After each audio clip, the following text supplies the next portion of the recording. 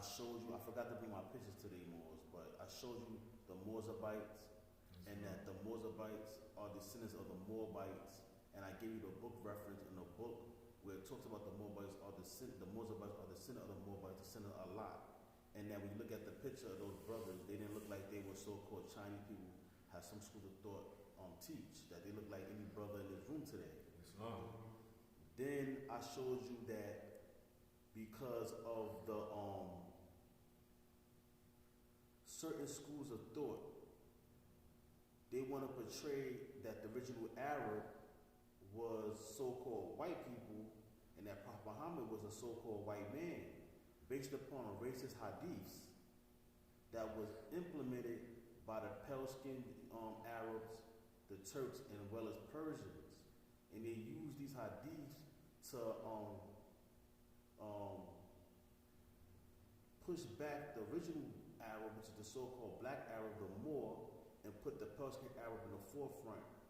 And it's the same thing that the Europeans done in anything when they come and they get control of it. They put their picture in the front of it to make it feel like they are the fathers or the originators of that particular civilization and so forth.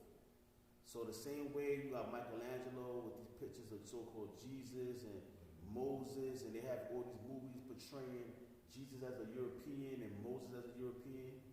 When you watch these movies of Prophet Muhammad and Islam, be mindful that the same deception that they have done with portraying Jesus and Moses as being a so-called white man, a European, is the same they did with Muhammad and the original Arabs during that day. But because we are constantly looking at Arabs that don't look like us, we accept it as this being true. That this is the true description or idea how they look, but they did not look this way. They look like a so-called black men and women that you see today. That's right. So we cannot let people be deceptive in trying to take away the identity of the original Arabs. So I'm going to say some things that's going to be a little bit controversial, and you might not never heard this really before. So I'm going to go into some history that for our listener viewers, they might not never heard this concept before. Islam. So you know that I went into the Ahlul Bayt. Who remember what the Ahlul Bayt is? I went into the Ahlul Bayt. That was one of the main things when I went into the original Arabs. The Ahlul Bayt. AHLILBAYT. Muhammad, you can tell us? I know you probably don't. You don't remember? Oh, okay. That was that family of the house of Muhammad. The Ahlul Bayt, that goes all the way back to the Prophet Abraham. That's what they call the house of Muhammad, or the family of Muhammad would go back to Abraham, which Ali come from, the Ahlul Bayt, through Fatima, because it was Ali who was the cousin of Prophet Muhammad, who became the son-in-law, who had married Fatima, who was the daughter of Prophet Muhammad, and through that marriage, they had 3 children. One child died, and the other 2 was Hassan Husseini. Those are the Ahlul Bayt. And one of the sons had went to Sudan or Nubia, and through that, it gave birth to the Al-Mahdi, Muhammad Ahmed Al-Mahdi of the Sudan. So, and from there, from Ali, you have what they call the 12 Imams, but we recognize the 19th Imam, which is Muhammad Ahmed Al-Mahdi from the Sudan. So the Ahlul Bayt is the house of the family of Muhammad. And the Ahlul Bayt to upkeep the law and traditions of the prophets on the earth, and to preserve the religion of Abraham. You go into the Big Quran. Let's get the Big Quran. The Big Quran, chapter 3, verse 84.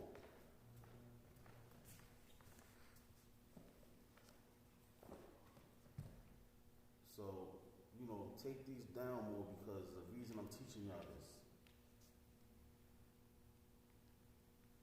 Holy Quran, Big Quran, chapter 3, verse 84. Surah 3, ayat 84. Say, we believe in Allah, in that which is revealed to us, and that which was revealed to Abraham, and to Ishmael, and to Isaac, and Jacob, and the tribes, and that which was given to Moses, and Jesus, and to the prophets from their Lord.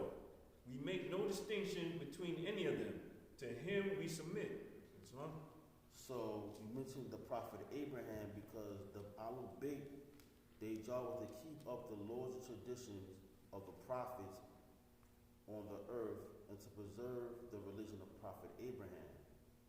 The messenger of Allah, okay, dealing with that. Now, do we understand the concept of hadiths in the Islamic world? Can anybody explain to me what is hadith? I can't hear you, man. Islam is an oral statement. It's an oral statement, correct. Anybody's got any more understanding of hadith? Besides Brother Muhammad Bey? Well, like he said, it's an oral statement, but the hadith is hearsay. The hadiths are no different than the New Testament. The New Testament in your Bible is what they say Jesus said. It's the Gospels of Luke, the Gospels of Matthew. It's not Jesus' Gospel. So it's what somebody else said. So those are hadiths. It's hearsay. And when you cannot base hearsay or hadiths based upon ultimate truth when you deal with the narrative of biblical theology, that when you deal with the narrative of Moses receiving the law from Allah or Muhammad receiving the Quran from Allah, this is supposed to be a direct communication from Allah to the prophet according to narrative. But when you deal with hadiths, these was written thousands or hundreds of years after these men, and these men are telling you this is what this man said, he said, and they got it from somebody else. And you tell somebody something, when it goes down the line, it's not actually the same as it was when it originally came to the person. That's right. So when you're dealing with hadiths are hearsay. So we as Moors, those who are dealing with Islam in its pristine period, because all Moors are not dealing with Islam in its pristine period. All Moors do not study Islam, which is our creed. So some things I may be saying, they might not notice because they don't deal with the creed of Islam. But when you study the hadiths are on words of men. And it's not based upon the words of Allah. So when you see a lot of Muslims, like the Taliban and all these different Muslims that go around doing a lot of wicked things, they're not using the Holy Quran of Mecca as they base to do these things. They're using hadiths that they put before the Quran to go and do their wickedness. It's not based upon the Quran. So I'm going to show y'all a couple of contradictions from the Quran of Mecca and the hadiths. It's long? It's long. Now you got the hadith called al-Bukhari, which is 84 and 57. This hadith, it says, who changes his religion, meaning commit apostle from Islam, kill him. Narrated by al-Bukhari. So this is what this says. This hadith says that whoever changes his religion, kill him. Narrated by al-Bukhari. Another used this phrase, the Holy Quran verse, that proves that this is falsehood. Give me the Holy Quran of Mecca, chapter 18, verse 28, 29. Now you see what the hadith says, right? It's long. That if someone changes their religion, to kill them. Surah 18, ayat 29. And say, the truth is from your Lord. So let him who please believe, and let him who please disbelieve. Surely we have prepared for the iniquitous a fire, an enclosure of which will encompass them. And if they cry for water, they are given water like molten brass, scalding their faces, evil the drink, and ill the resting place. All right, I'm going to explain that. Give me the Big Quran, chapter 2, verse 256.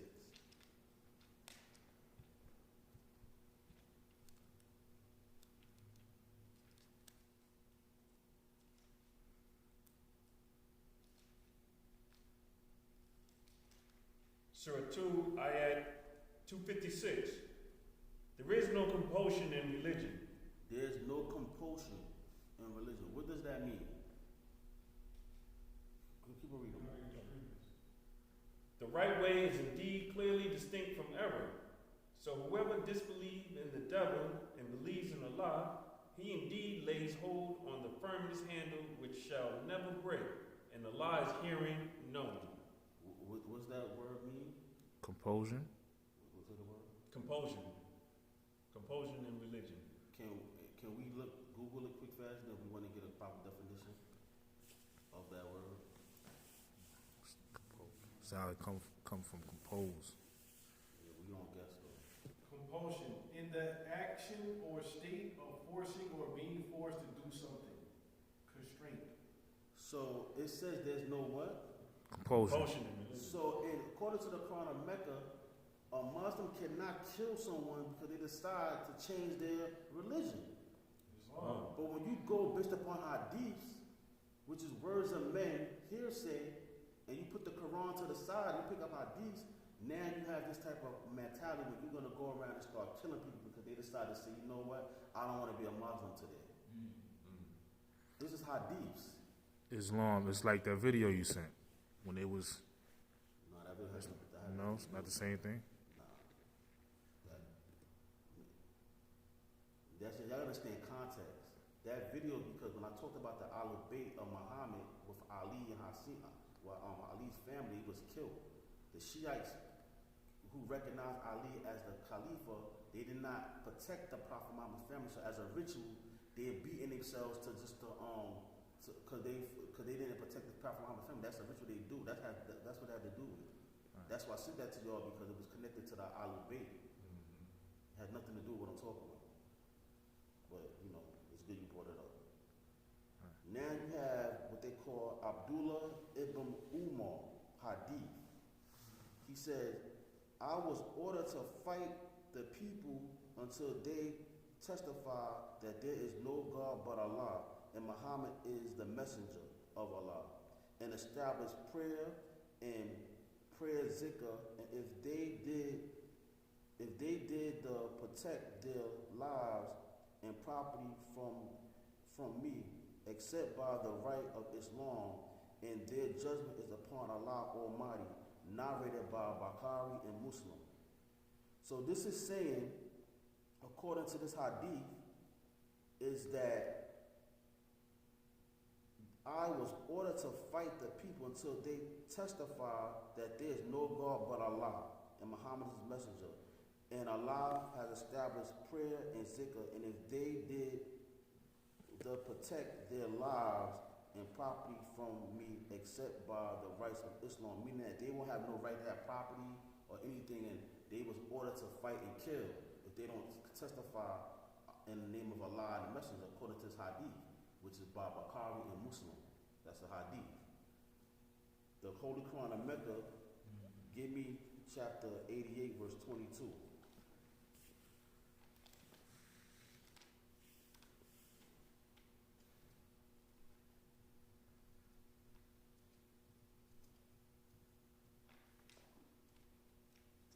Pages, right? 88:22.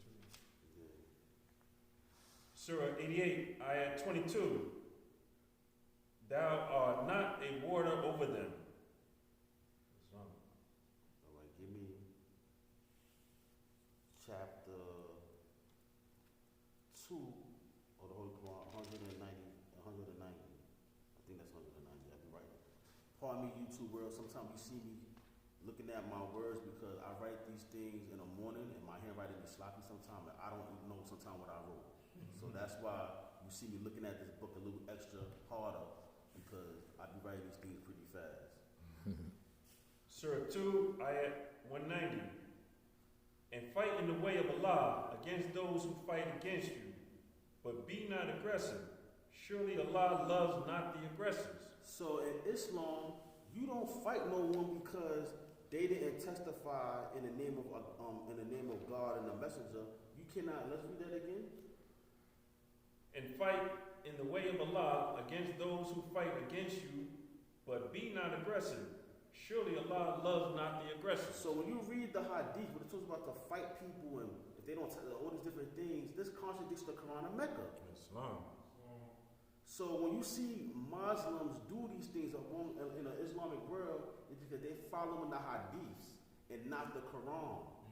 And the way the Quran is written, because I gotta say this about some of my Hebrew brothers that deal with the New Testament. I've been watching you on YouTube. The Quran is not written like the Bible, where you could read the Bible and you kind of understand the time and place where this is taking place, because you have what they call the Meccan verses and the Medina verses. If you don't know what's taking place during that time, you will not understand in the context of the surahs and verses what they're talking about. So they can be misconstrued if you don't have the historical background of what that verse and surah is talking about at that time. Because it's not explained in the Quran and Mecca like that. How the Bible is more, I may say the Bible has more detail of what's taking place than the Quran. So if you don't know when these are being revealed, these surahs and verses, you can read the Quran way out of context and don't understand what's taking place. You understand? So we done read 3 contradictions of hadiths, which are words of men that never knew Muhammad, and we read the Quran of Mecca, which according to the narrative came from Allah to the Prophet. Islam. This is why you see these things happening. I'm going to go, not today, I'm going to go into the whole Aisha thing, with her allegedly being 9 years old, which is not true. This is based upon hadiths because these sick pale Arabs who are pedophiles, they insert things into the hadiths to justify these sick and wicked actions. Islam. And it's no different from when the European Jews, with their Mishnah and their Talmud, they insert crazy stuff in there to justify their wickedness. It's the same thing that the Persian Arabs did that these so-called European Jews have done. Because the Mishnah and the Talmud is hadiths. Just like the hadith of the Islamic world. It's not a difference. That's right. So they would insert pedophilia into their Talmud and Mishnah. The Persian Arabs inserted pedophilia into their hadiths. To justify when they do their pedophilia, they could put it on Muhammad. But they use Muhammad's name to show their dirty religion. Just like they use Jesus' name to show their dirty religion, they use Moses' name to show their dirty religion. It's the same thing the Persian Arabs have done. The Turks and Persians. Islam? Now, this is the hadith called Muslim, which is 17-149-2, and another hadith Muslim, which is 17-1209. This hadith, it says, stone a married adulterer to death. Mentioned in Bukhari and Muslim. Now, how many times we saw throughout the news where they see a Muslim woman or someone who committed adultery, they kill them, right? That's right. They stone them. Is this according to the Quran of Muhammad? Let's read the Holy Quran, chapter 24, verse 2. Let's see what is the law of adultery in Islamic law.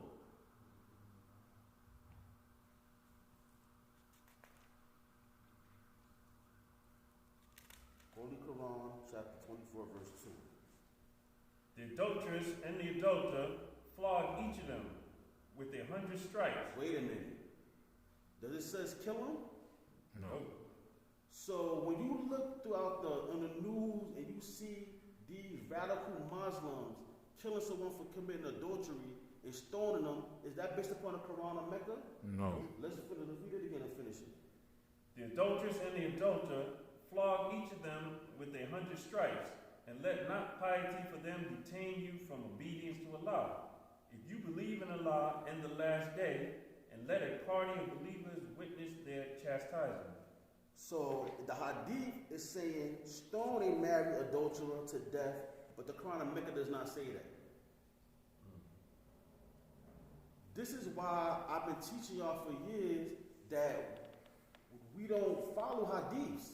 Islam. Because they contradict the Quran of Mecca. So when you have these brothers and stuff wearing pushing these hadiths and saying and trying to contradict to Muhammad Islam, it has nothing to do with that. Does a greater part of the Muslim world follow hadiths? Yes, they do. It's okay to read hadiths, but once the hadith is a contradiction of the Quran of Mecca, then it's not. You gotta discard it. Islam.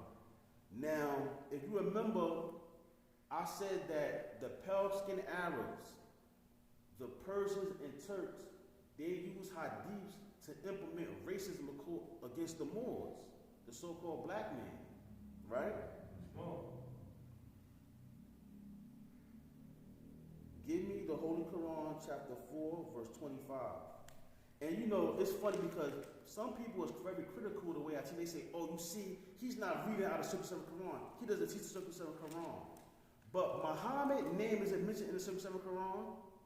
No. Is it mentioned in it? No. It is more. Comforter? Nah. You off today. We're going to let you. Muhammad's name is mentioned in the Holy Quran of Circle 7 Quran. And it's my job as a grand sheikh not to just read the Circle 7 Quran and close the book to you. If the name is mentioned, it's for me to give the history of that particular person. And then for you to take the history I give you of that person, for you to do your research, and now you understand the historical context of who Muhammad is. This is what I do. This is the reason I'm even talking about Muhammad, because Muhammad is mentioned in the Moorish Quran, and he's mentioned in our 101s. So I am teaching for the Moorish Quran for those who think I don't teach out the Moorish Quran, but I'm even building on Muhammad. In the history.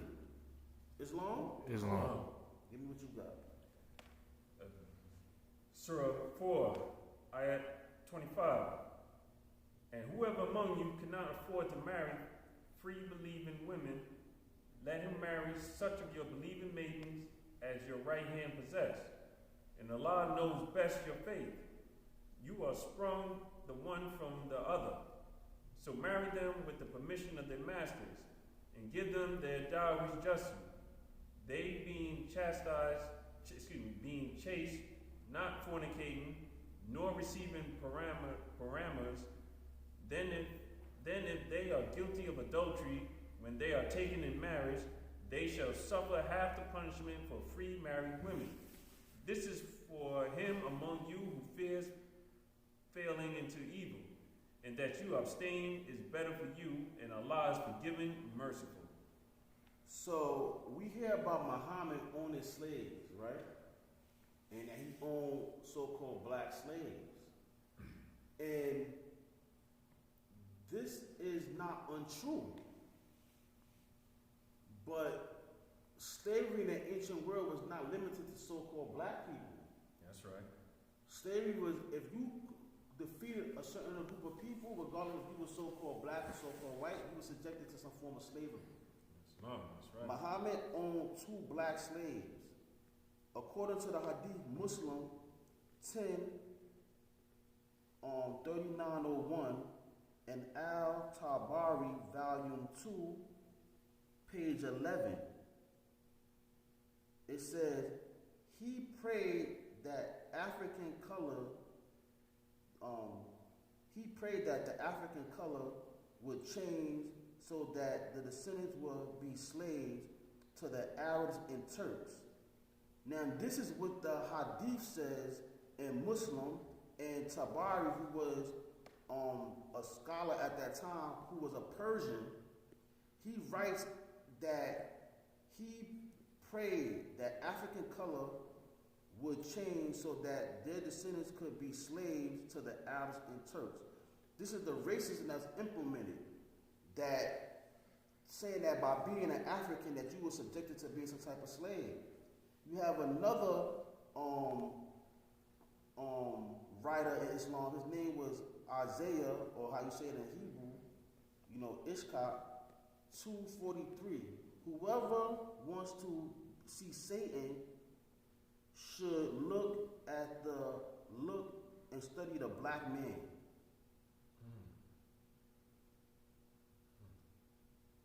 This is racism implemented into Islam. Is this coming from the Quran of Mecca?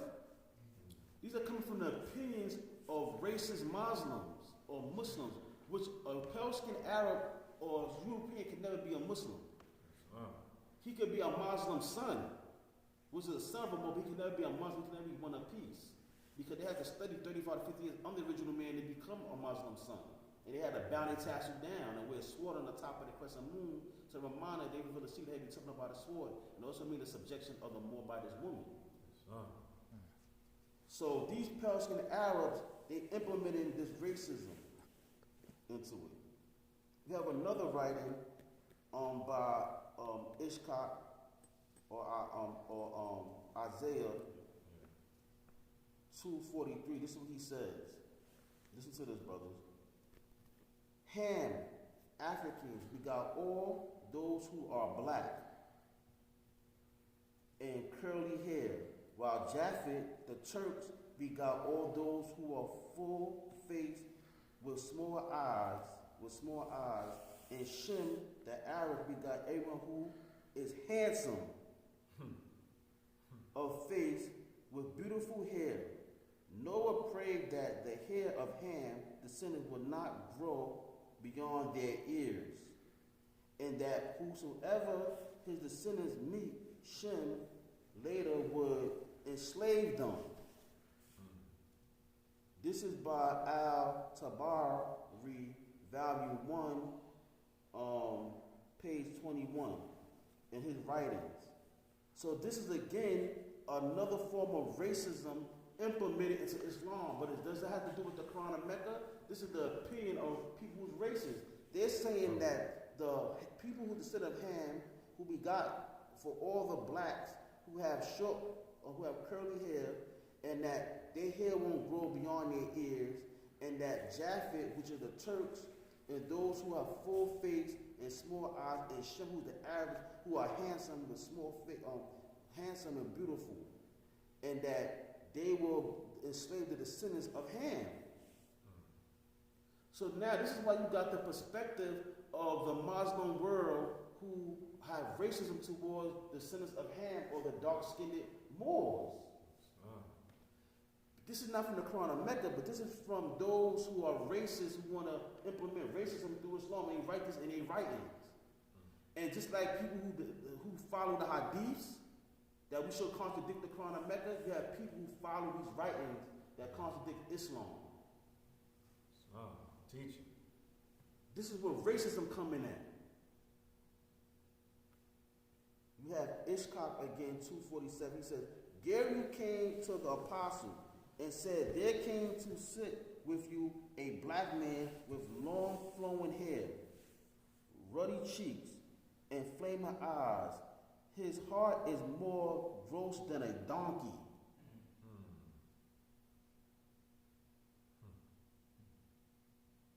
Is this the Quran of Mecca, or is this the opinion of men? Racism. This is what I said, that racism has been implemented into Islam. And you'll have people who stand has an anti-Islamic stance, that they would utilize these type of writings to try to say this is what Islam teaches. And this is not Islam at all. This is the opinion of racist people who have a problem with the Moors. That's right. We already showed that Muhammad was a Moor, the Prophet Muhammad was a Moor. The Ahlul Bayt, the family from Abraham, were all Moors. We showed that Al-Jazar said that the Prophet Muhammad family had dark skin. But what they did by way of Hadith, they want to research the Quran and these historians and implement a pale-skinned Muhammad and subject the Moor to make it feel that he's subjected and that he's nothing great. Islam? Islam.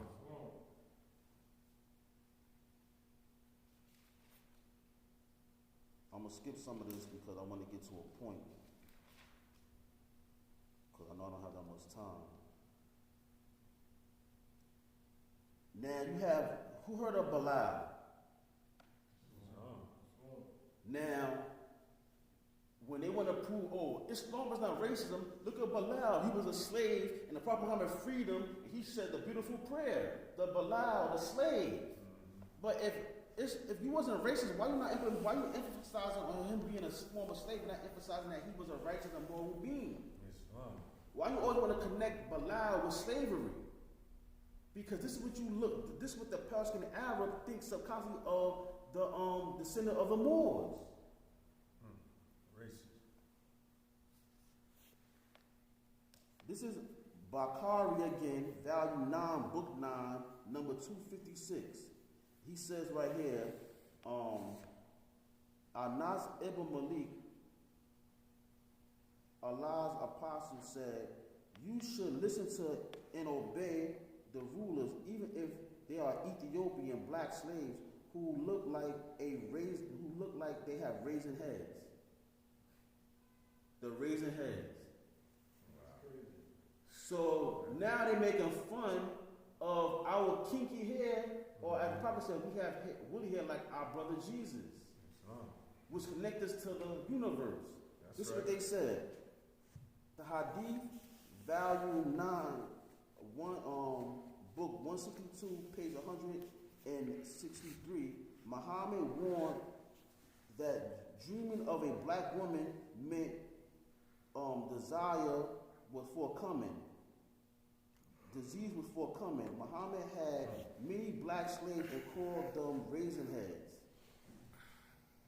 Muhammad, black shall be lifted. Oh, this is another hadith by Bakari, volume 1, book 52, number 137, and also hadith, volume 1, book 262, volume 9, 153. Black shall be lifted. Black shall be left to die if injured, and shall be denied entry and entrance into heaven. So according to this hadith, that if a so-called black person is injured, that he should be denied entry into the hereafter to heaven. This is crazy.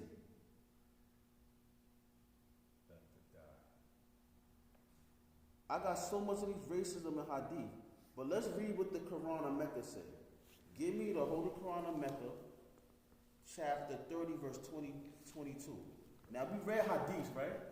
Yeah. And there's racism that was implemented by the Pale Arabs, the Persians, the Turks, and this is their opinion. This is not teachers of Islam. And a lot of so-called Muslims, whether you be Moorish or non-Moorish, they adhere to these things, and this is where you have division amongst the Moors when they start thinking that they're better than another Moor and start identifying more with Arab nationality instead of Hamitic nationality. Because we've been made a charge of the fact that we may know one another. So again, what you got? Surah 30, ayat 22. And of his signs is the creation of the heavens and earth, and the diversity of your tongues and colors. Surely there are signs in this for the learned. So the Quran talks about the diversity between your tongues and your colors. Give me, we're not done. Give me the big Quran, chapter 35, verse 27 and 28. Now this is the Quran of Mecca. The Quran of Mecca, is it talking the same language as the Hadiths? No. Surah 35, ayat 27 and 28. See you not that Allah sent down water from the clouds, and then we bring forth therewith fruits of various hues, and in the mountains are states, white and red, of various hues, and others intensely black, and of men and beasts and cattle there are various colors likewise. Those of his servants only who are possessed of knowledge fear Allah. Surely Allah is mighty forgiving. Does this seem like the same thing that being taught in Hadith? Various different colors and different people that would submit and serve Allah. This is Islam in its pristine period. This is what the Prophet Muhammad had taught. Islam. Give me the Holy Quran, chapter 49, verse 13. This is what I'm telling you, Moors. Don't take my demonstrations lightly, because who's giving it up like this? I'm not trying to tap my own shoulder, but who's showing you this?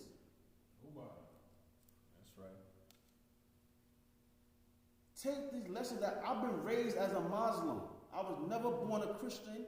I was raised Muslim, and I was raised in what you call, quote unquote, black Islam. From my grandmother to my father, and I've been taught these things. To be proud of myself. My father used the term black, he used to use the term Asiatic black man.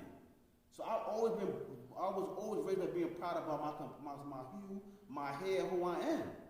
I have no type of inferiority in me whatsoever about who I am.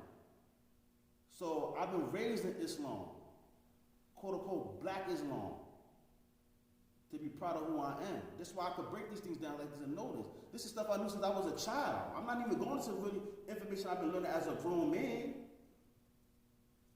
Give me what you got, man. Surah 49, ayat 12. Ayat 13. Excuse me, ayat 13. O mankind, surely we have created you from a male and female, and made you tribes and families that you may know each other. Surely the noblest of you with Allah is the most dutiful of you. Surely Allah is knowing, aware. It's long. Give me one more, which is chapter 30, verse 20. I'm showing you humanity equality within the Quran. This is not the same as Hadiths. You understand? Islam.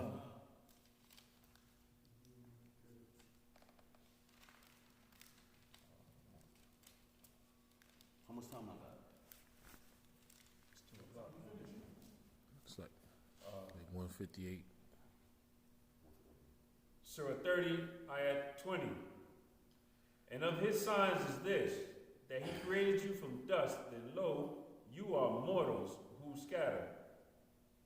All right, give me Holy Quran chapter 6, verse 98. I'm just trying to show that the Quran show you that there are human equality within the Quran. You understand? And that it recognizes the diversity of human beings and that we could all submit to the will of Allah. Islam. Islam, you said.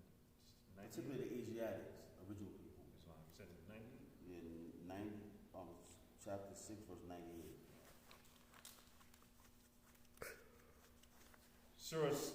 Surah 6, ayat 98.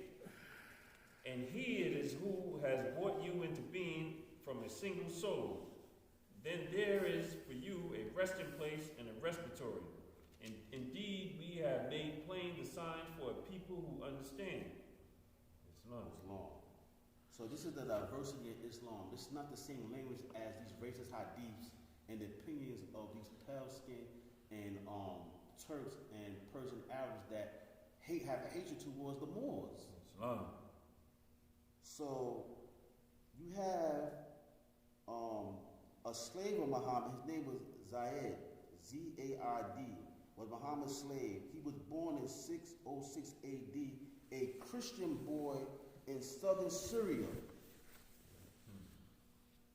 This is not a so-called black, this is not a so-called Moor, because they want to emphasize Muhammad had black slaves, so-called black slaves. This was a Christian from southern Syria. He was a child. When a child, Zed was captured and sold into slavery. The nephew of Khadijah brought him and gave him to her. She gave the boy to Muhammad. The boy father wanted to buy him with a large sum of money to release him. Muhammad gave Zed a choice to go with him or his father. He chose to stay with Muhammad. Islam. Wow. That's deep. So Muhammad freed him. And he chose to stay with Muhammad. And he was a Christian Syrian. Now, who ever heard of the brother called Luqman?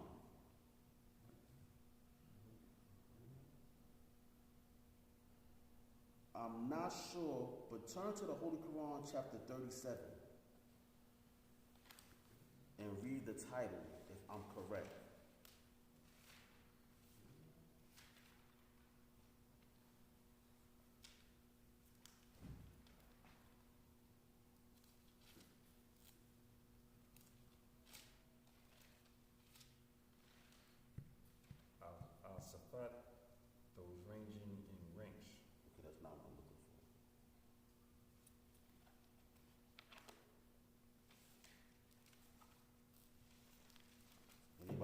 questions while we deal with this?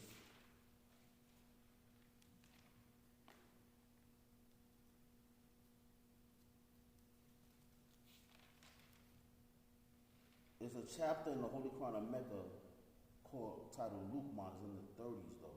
Somebody can Google it for me and find out what chapter is the chapter in the Quran of Mecca called Luqman. You just do what you do, man. Just videotape. 31. 31, okay. I know it's in that section. YouTube, I don't know everything. Yeah. You know? I'm getting old.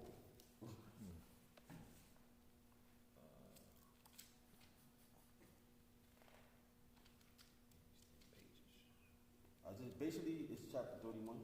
Yeah, it's 31. Chapter 31 is titled Luqman.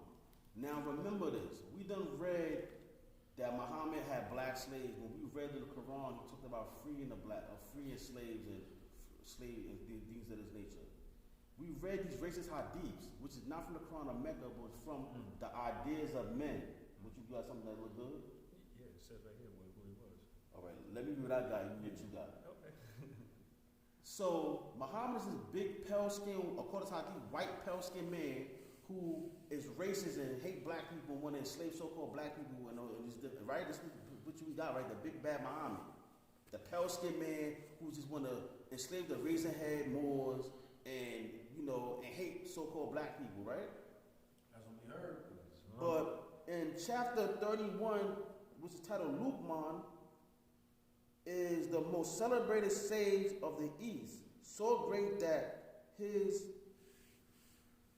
fame saying to teach wisdom to Luqman in Islam is equal to that of Solomon. Muhammad quoted him as the author in the name of the 34th chapter of the Quran after him. The Arabs say that he lived about 1100 BC and was a coal-black, quote-unquote, Ethiopian Moor with woolly hair. So if Muhammad is so racist, and Islam is so racist, how can they name the 31st chapter of the Quran of Mecca after a man named Luqman, who is a so-called Ethiopian, a Moor? This is the book that was revealed from Allah to the Prophet Muhammad through Gabriel, but people want to pick up hadiths that we just read that was opinions of men, but they want to pick up the Quran every chapter 31, talks about Luqman, who's a Moor.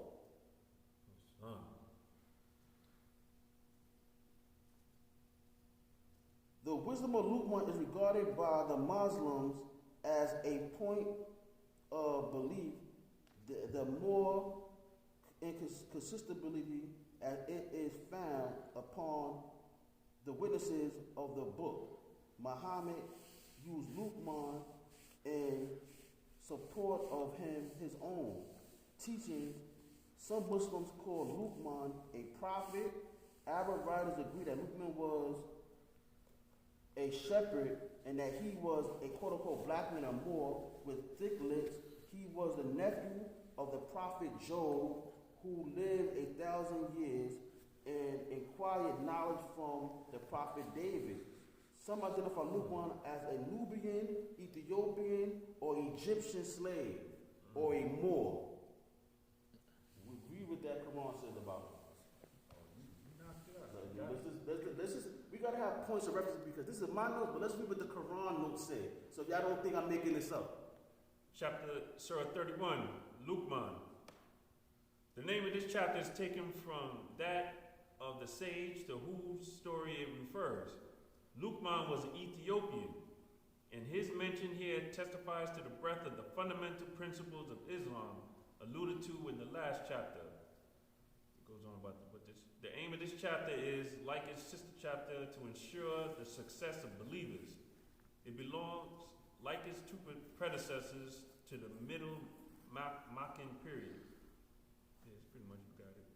So, if Islam, Muhammad is this pale-skinned so-called white man who hates the razor-head Moors that wants to enslave them, and that if a black woman gets injured, she cannot enter into the hereafter, or if a black man heart is that of a donkey, that blacks are cursed, so-called blacks are cursed with their hair not to grow past their ears, and that they're supposed to be enslaved to Japheth and Shem, according to these hadiths and these hearsays of men. But Muhammad and Allah puts Luqman in the 34th chapter of the Quran, who's a Moor, what they call an Ethiopian. This is the craziness. And we could continue this saga. How the Persian Arabs is racist and they implement racism in Islam, and that we as Moors who are Islamic with our fezzes on and our turbans on, with our bays and L's, that we say Islam, that we not no sellouts. That's right. That we are dealing with our creed, which is Islam. That's right. And that Islam is a quote unquote black man's religion, for lack of a better term, so called. It's what the Moors practice. Belief in the one God and being upright and righteous and being moral. Islam. So I ask you, those who want to keep on implementing, pushing lies, that Islam is based upon some crazy racist Persian Arab named Muhammad who hates black, so-called black people, why would he put Luqman as 31st chapter of the Quran? We already proved that Muhammad was descendant of, he came from the Moors, that he was a dark-skinned man from the Cedar Kedar, from the Alu Bayt. We proved that the original Arabs were descendants of Cushites, and that Muhammad's mother, matriarchal mother is Hagar, who was an Egyptian woman. That's right. So we're going to continue this as we keep on going along with this science, dealing with this issue, but we could show you that the hadiths are contradicting the Quran and Mecca, that these are opinions of men who are racist, and that Islam does not teach that. With that, I say peace. Peace.